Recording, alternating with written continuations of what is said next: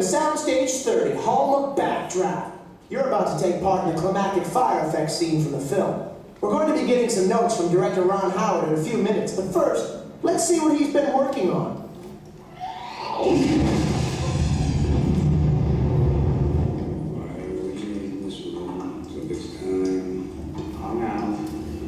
Then the air ran out. I said, oh, I tracked him lying away for some supper in one thing called fire.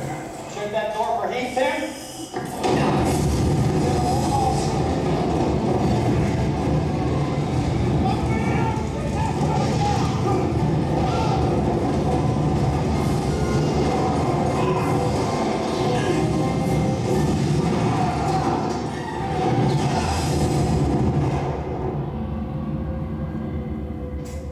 What is a backdraft? Well, the technical explanation is a fire that has burned out all the oxygen in a room, leaving only superheated gases, over 2,000 degrees, just waiting for a fresh breath of air. The fire gets what it wants. You have a backdraft. Hi, I'm Ron Howard. And as the film's director, I guess I have a different definition. Backdraft. A tireless cast and crew working under demanding conditions to realistically portray fire and the heroism of the firefighters who battled. The screenwriter, Gregory White, was a former fireman, and he made it very clear that in our movie the firefighters had to be right there, in the middle of those blazing infernos.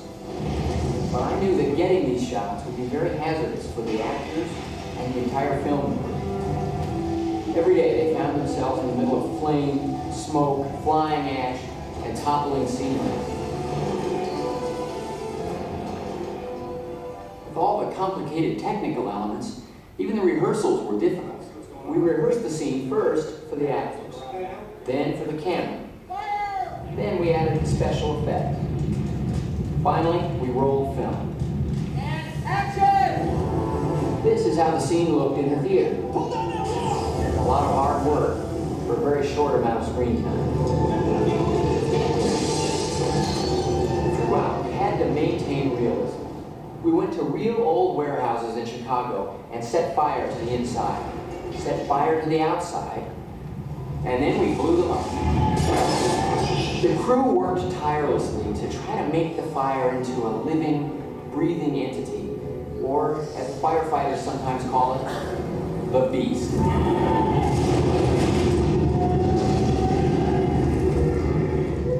On the next stage, you'll see how a few of those spectacular effects were created. And you'll also get a sense of the professionalism and courage that our actors showed. Oh, by the way, please don't try what you're about to see at home. On our set, we had the constant supervision of Chicago's finest firefighters. And from them, I pass on this tip. If you hear a fire engine, get out of the way. They're not going to the movies.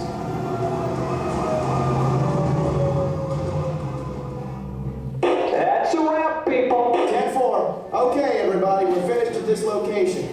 And we won't be coming back here, so grab all of your personal belongings and head into the fire station set. So proceed to.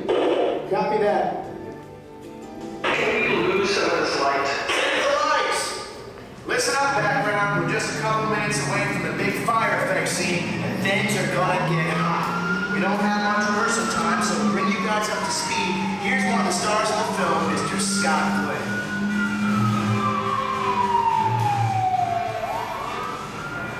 This engine reminds me of the weeks we spent shooting Backdraft, and of the new respect we gained for the real firefighters who put their lives on the line for all of us every day. Of course, we had it easy next to those guys. We could yell cut when things got too hot.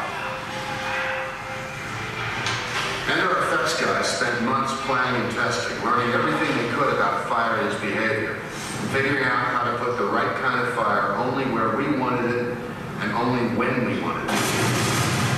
Meanwhile, another team of effects wizards were hard at work creating an intricate model for shots to intercut with our live action.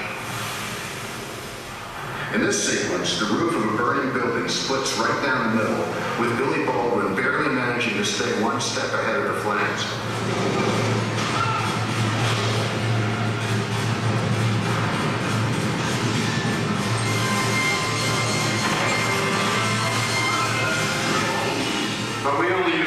in a couple of sequences. The rest of the time, everything was very real and very hot. Now this scene, the finale of the film, had it all. During the chemical warehouse fire, a giant catwalk gives way, and Kurt Russell's character is just barely able to catch me. And I'm here to tell you this was real. Flames above, flames below, and Kurt and I hanging right in the middle of a firestorm. Let me go, Paul. You go. Where you go? The crew put me in a harness and pulled the cable through my coat, through Kurt's coat, then attached it to the catwalk. Now for the fun part. They painted this flammable liquid on me and set it on fire. That is me burning up there. Of course, I was wearing a flame retardant suit plus 3 pairs of no next long underwear. But during the third take, it got too hot and I had to yell cut. It turned out the flames had gone through to the last layer. For the end of the scene, the dummy is set on fire, and that's what you see fall. There were hundreds of other special effects created for the film. One simple one was called the Ash-O-Matic, a machine that threw burning ash over all of us.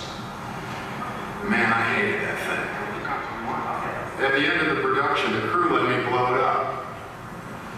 You know, being here reminds me of the days we spent doing research for the film at a real Chicago fire station, going out on calls with real Chicago firefighters. In fact, for some of us, it was an experience we didn't want to see end. Well, there's nothing quite like a ride in a fire truck. Hi, I'm Kurt Russell. You know, of course, Backdraft isn't just about great fire effects. It's also about some very real American heroes, the firefighters themselves. They labor day in and day out to make our lives safer. And some of the fires they face can be absolutely incredible.